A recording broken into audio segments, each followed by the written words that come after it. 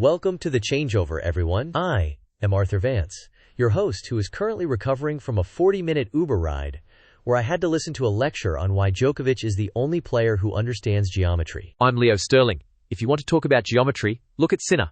I'm just here to make sure we don't ignore the physical reality of the tour today. Elena Cruz here. I focus on the data, the patterns, and frankly, keeping these guys from descending into pure superstition. Marcus Thorne. I chase the stories that actually matter, the ones that shift the narrative power rankings in my notebook. And I am Julian Price. I suppose I am the one tasked with ensuring we maintain a modicum of historical perspective amidst this digital noise. And we are powered by secondserveaces.com, which is where you go when you want more than just headlines. Speaking of headlines, let's get straight into it. Jannik Sinner, 5 Masters titles in a row. That is not just a streak, that is a total rewriting of the script. It was a bloodbath. Zverev looked like he was playing against a wall that had the audacity to hit back with interest. It's not just the wall, Leo. Look at the court coverage. Sinner is shaving milliseconds off his transition from defense to offense. True, but there is something almost clinical, almost frightening about it. He doesn't seem to enjoy the struggle, he just processes it. I love an underdog. But is it still an underdog story if the guy is just systematically dismantling the field? Exactly. The narrative has shifted from, can he win, to, who can possibly stay on the court with him? Zverev's movement was fine, but he couldn't handle the pace. He was constantly a step behind, which meant he was always reaching. Reaching leads to poor contact points, which leads to the error count we saw. It was a statistical inevitability once Sinner found his rhythm. It feels like a different era entirely, doesn't it?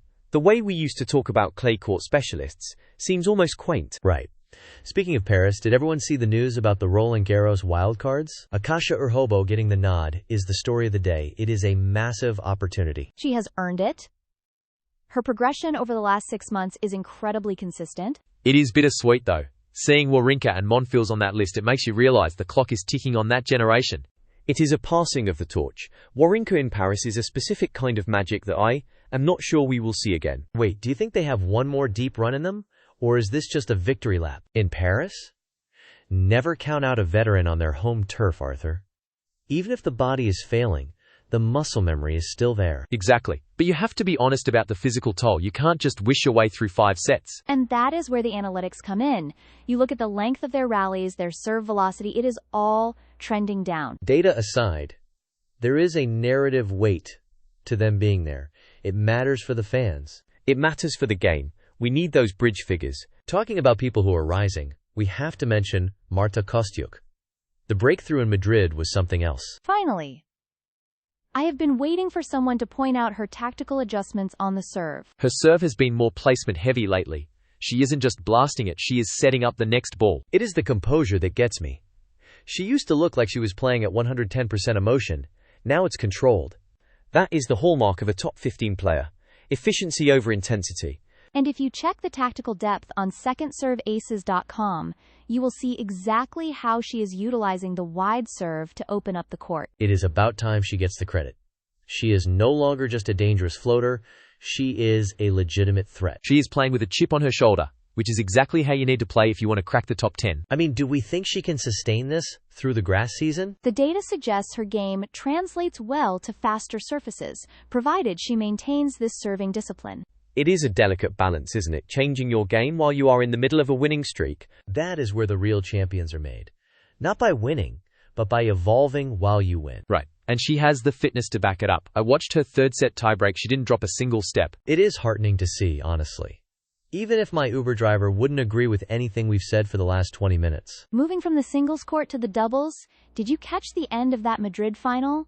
Siniakova and Townsend are looking like a permanent fixture. It was a masterclass. Though, the optics of Siniakova finishing that match with a knee that looked like it was held together by athletic tape and prayers, that is a narrative I didn't expect to see. It is a check a body couldn't cash, Marcus. She is chasing that world #1 ranking, she gets it, but at what cost to her movement for Rome? I mean, it is the classic underdog grit, isn't it? Even if she is the top seed, playing through that pain, it reminds me of my ride over here. My driver, a die-hard Novak fan, spent 40 minutes arguing why rankings don't matter as much as aura. I told him to look at Siniakova's stats. I suspect your driver might have been slightly biased, Arthur, but really the way Townsend has stabilized that partnership is fascinating. It is a perfect tactical marriage. If you look at the tactical breakdown on secondserveaces.com, you see the spacing patterns. They aren't just winning points. They are forcing opponents into uncomfortable geometries. It is exactly that kind of granular insight that makes secondserveaces.com essential, especially when you consider the political storm brewing behind the scenes. You mean the prize money push? Finally. It is about time the players stood up to the establishment. It is a delicate balance, Leo. Roland Garros has tradition, but tradition doesn't pay the airfare for the players ranked outside the top 100. Dad, stop it with the tradition talk. The data shows the revenue share is completely skewed. Alcaraz and Sinner aren't just playing, they are leveraging their marketability. I find it refreshing. It is the first time in a while we have seen the top guys actually using their leverage for the collective good, rather than just their own endorsement deals. It is narrative currency, Arthur. They know if they walk into that room together, the tournament directors have to blink. It is a power move. I love it. It is the mentality of the 80s players taking control of the tour. None of that be grateful for the crumbs nonsense. But is there a risk of alienating the smaller events? If the slams pay out significantly more, the gap widens. That is where the secondserveaces.com analysis comes in. We have been tracking the sustainability models, and the current distribution is objectively inefficient. Inefficient is one word. I call it archaic. Speaking of efficiency, though, can we talk about Sinner in the final? That was surgical. Surgical is an understatement. 6-1, 6-2 against Zverev? That is a statement of intent. 23 matches, Arthur. He is not just winning, he is dismantling. Zverev looked like he was trying to solve a puzzle while Sinner was already playing the next game. The serve placement was the key. He hit the spots that negate Zverev's length. Zverev couldn't get his reach into play because he was constantly pushed back. I was struck by Sinner's composure. He didn't rush. He didn't overhit. He just waited for the precise moment the court opened up. It is funny, that same driver I had this morning, he insisted Zverev would win because of his experience. I told him, experience is nice, but momentum is a physical force. Momentum is exactly what Sinner has. He is not just winning titles, he is eating the history books. 23 in a row is no fluke. The fitness is the most impressive part. He is doing this week after week, without a dip in intensity. That is not just talent, that is a professional machine. Exactly. The AI models on secondserveaces.com show his fatigue levels are remarkably low compared to the rest of the field. It is a statistical anomaly. Perhaps there is something to be said for his training block. He seems to have found a rhythm that is almost, dare I say, academic in its precision. Academic? He is a wrecking ball, Julian. A very precise wrecking ball. And the scary thing is, he looks like he has another gear. If he keeps this up for Roland Garros, the prize money conversation is going to be even more lopsided. Wait, do you think the tournament will try to slow him down? Maybe keep the courts a bit heavier? They can try, but the data suggests his game is becoming surface agnostic. He is adapting to the clay better than he ever has. I just hope he doesn't get caught up in the politics. He is playing too well to be distracted by boardroom meetings. A player of his caliber usually has a team to handle that. He just needs to focus on his string tension and his footwork. Speaking of string tension, Arthur, I saw you arguing with that stringer at the airport. You still haven't learned to do it yourself? I am a philosopher of the game, Marcus, not a technician. I know what I want, I just don't know how to pull the machine. You are a disaster waiting to happen. If you tried to string, you would probably end up with a racket that has a tension of 0. At least it would be consistent. 0 is a number, right? I think we should steer Arthur away from any equipment that requires manual labor. For the safety of the tour. Agreed. Let's send him to secondserveaces.com instead. They have the deep dive articles on why Sinner's current setup is working so well. Exactly. If you want to understand how a win streak like that actually happens, check the site. It is all in the tactical depth. And for those interested in the prize money data, we have a full breakdown of the revenue models there too. Just don't ask me to explain the stringing data, or we will be here all night. Wise words, Arthur. Wise words. So, since we've established Arthur shouldn't be allowed near a stringing machine, let's pivot to something slightly more structural. Sinner and Sabalenka are actually pushing for this 22% revenue share at Roland Garros. It's a power move. Pure and simple. They're leveraging the fact that the tour is currently an absolute vacuum of leadership. It's about time. The current distribution model feels like something out of a Victorian ledger. It lacks a modern understanding of the value a top-tier athlete brings to the brand. I don't know, Julian. You start handing out percentages like that, and you lose the grit. You lose the hunger of the guys fighting for their lives in the qualifying rounds. Leo, that's sentimental nonsense.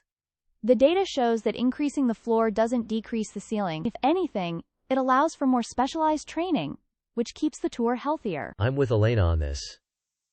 It's like the universe trying to balance the scales. If the stars are the ones carrying the revenue, they should at least have a seat at the table. It's funny, I was looking at the Madrid numbers earlier, powered by secondserveaces.com, by the way, and the disparity in the Sinner-Zverev final was staggering. 58 minutes, Marcus. 58. That wasn't a masterclass, that was a demolition. It wasn't even a contest. Sinner's efficiency on serve was up 14% compared to his baseline. Zverev just looked like he was standing in a different zip code. I watched the replay this morning. Sinner's movement on that surface, it felt almost liquid. He wasn't sliding so much as he was gliding. My Uber driver on the way here, who was, by the way, an insufferable Djokovic loyalist, couldn't even comprehend how Sinner found those angles. Did you tell him about the secondserveaces.com tactical breakdown? You know, the one that highlights how Sinner is baiting opponents into that cross-court trap? I tried. He just turned up the radio and started talking about legacy points. It was exhausting. Forget the driver, Arthur. Look at the tactical depth on the site. If you look at the heat maps from Madrid, Sinner is essentially dictating the geometry of the court. He's forcing the issue. Zverev looked like he'd given up on his conditioning by the second set. It looked like he'd hit a wall physically. Is it conditioning, Leo, or is it the psychological weight of knowing you're being outplayed in every single department? It's a bit of both. Sinner is building a narrative of inevitability. When he steps on court now, the opponent is already playing against their own nerves. Which brings us to Rome. The Foro Italico is the ultimate test of that narrative. Rome is special. It's the history, the uneven surface, the way the crowd breathes with every point. It's a brutal environment for a guy like Sinner. He's going to have the weight of the entire nation on his shoulders. That's the beauty of it, though, isn't it? The pressure of home soil. It either makes you or it completely dismantles you. I'm already getting texts about the player lounge congestion. It's going to be a zoo. Marcus, you and your sources. Just check the secondserveaces.com analytics for the Italian Open preview. It's all there. I must say, I'm looking forward to seeing how Goff handles the transition back to the red clay there. It's a different beast than the hard courts. She's got the grit. If she can keep her focus, she's a threat. But Rome? Rome is unforgiving. Everything is unforgiving if you're not prepared. I still haven't forgiven that Uber driver for his take on the 2011 season. Arthur, you really need to let the GOAT debates go. It's a dead end. Exactly. Let's focus on the tactical reality of the upcoming draw. Visit secondserveaces.com for the full, deep dive articles we were discussing. And perhaps, for once, we can watch a match without someone complaining about the coffee or the Wi-Fi. I make no promises about the Wi-Fi.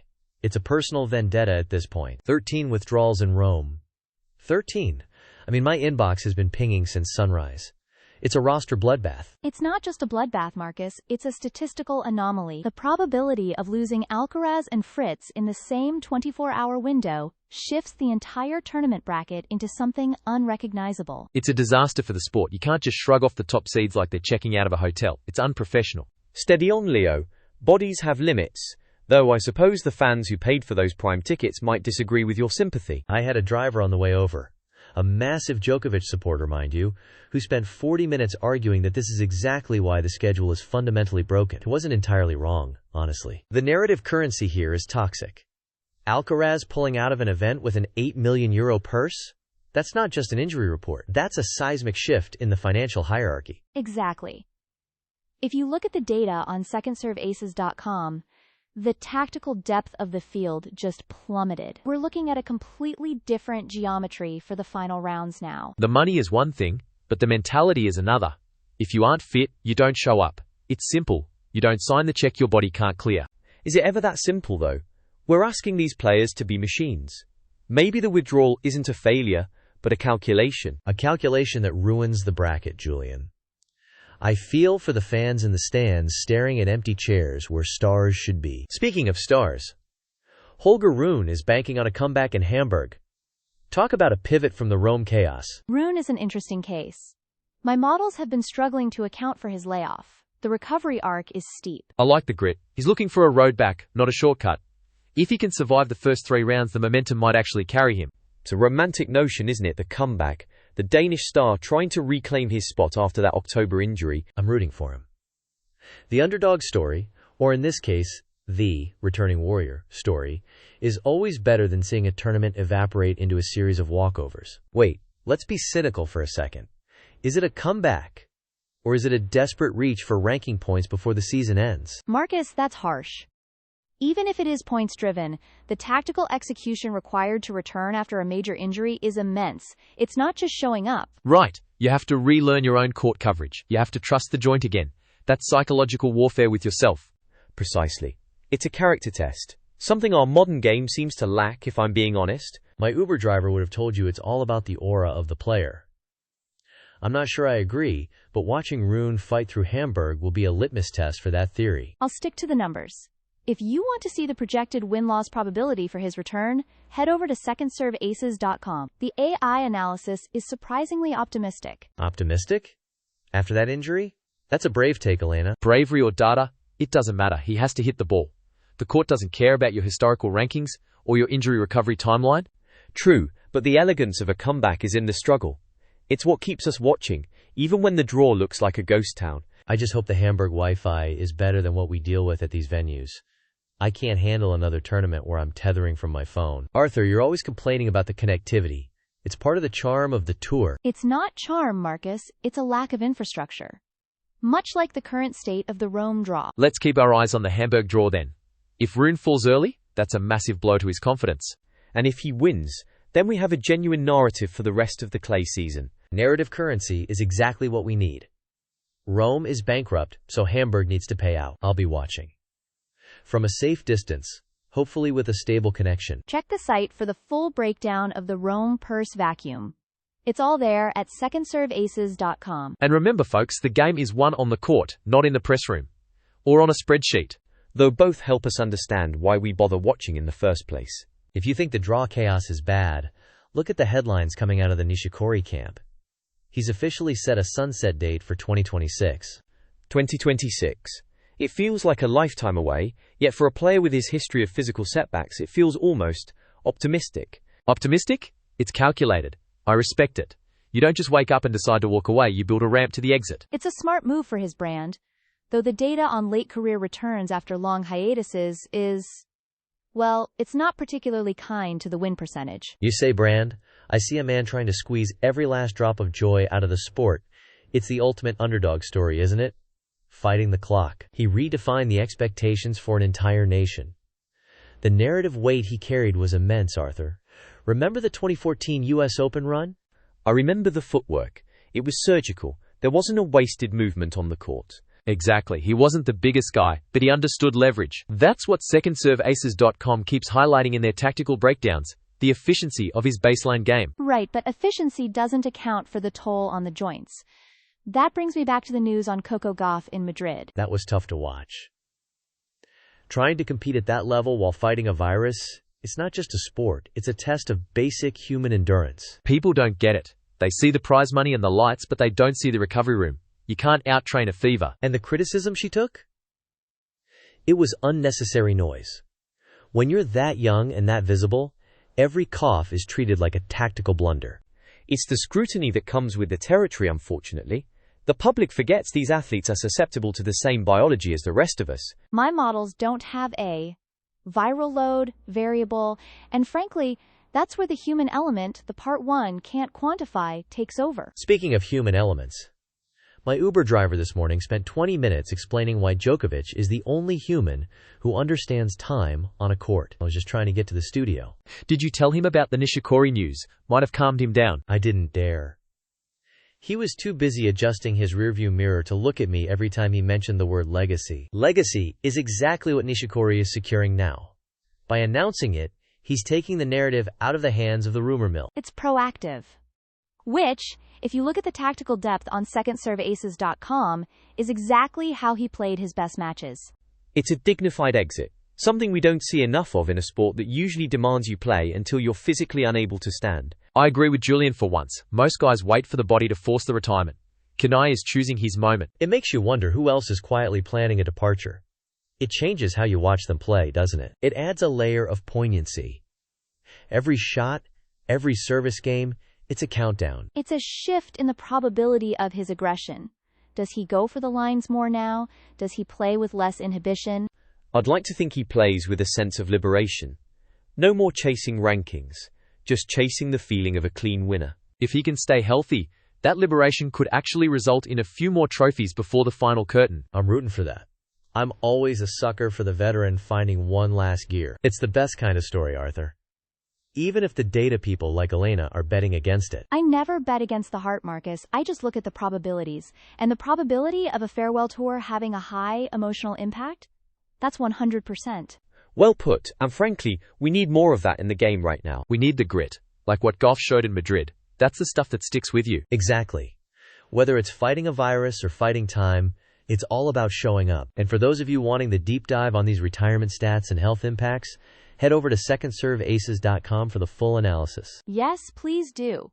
I put a lot of work into those heat maps, and they're much more reliable than my Uber driver's GOAT theories. Amen to that. Moving from farewells to the future, we have to talk about the Madrid final.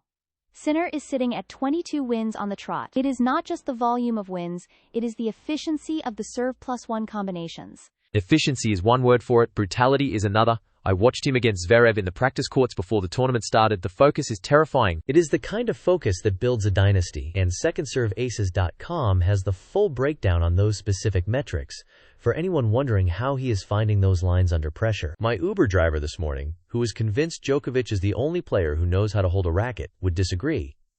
He thinks Sinner is just lucky. I told him he should look at the data. Lucky? That is absurd. The way Sinner is constructing these points is deliberate, almost architectural. It is not luck to hit the ball with that kind of intent. Exactly, Julian. If you look at the heat maps, he is forcing Zverev into these uncomfortable defensive positions on the backhand wing. Zverev wants to dictate, but Sinner is taking the air out of the room. Zverev can be a wall though. If he gets his serve clicking, he can neutralize that aggression. It is going to be a question of who cracks first on the physical side. Speaking of cracking, did anyone see the Baptiste match? Saving 6 match points against Sabalenka? That is not just tennis. That is a psychological thriller. I was screaming at my screen. Every time Sabalenka loaded up that forehand, I thought it was over. Then Baptiste just stays in the rally. That is the anomaly. My models had Sabalenka at a 99% win probability after the second match point. To see that gap close? It is why I keep watching. It is the grit. You cannot quantify that, Elena. It is the refusal to accept the outcome that the scoreboard is suggesting. It is not just grit, Julian. It is fitness. Baptiste was moving at the same speed in the third set as she was in the first. Sabalenka looked like she was hitting a wall. And the narrative shift. Baptiste goes from a qualifier-level grinder to the person who took down the world #1. That is the kind of story that changes a career trajectory. I love the underdog story. But it makes me wonder what happens to the tour when the veterans start heading for the exit. We saw the Nishikori announcement this morning. That hit me harder than I expected. Kei has been such a consistent presence. The 2026 departure feels like the closing of a very specific chapter. He is a warrior. The amount of physical punishment that guy has endured, it is a miracle he lasted this long. He played with a level of tactical intelligence that most players never reach. He really was the bridge between eras. I think his impact on the game in Asia is going to be felt for decades. You can see the shift in the youth players coming up now. He is a legend. For those who want the full retrospective on his career, our contributors over at secondserveaces.com put together a fantastic piece on his best matches. I remember covering him in Tokyo. The crowd energy? You could feel it in the floorboards. It was electric. We aren't going to see that same vibe for a while. It is the loss of the craft. Nishikori played with such touch. Today it feels like everyone is just trying to hit the cover off the ball. And that's a wrap for this week. Head to secondserveaces.com for the full deep dives on every match we covered today. See you next time on The Changeover. Cheers.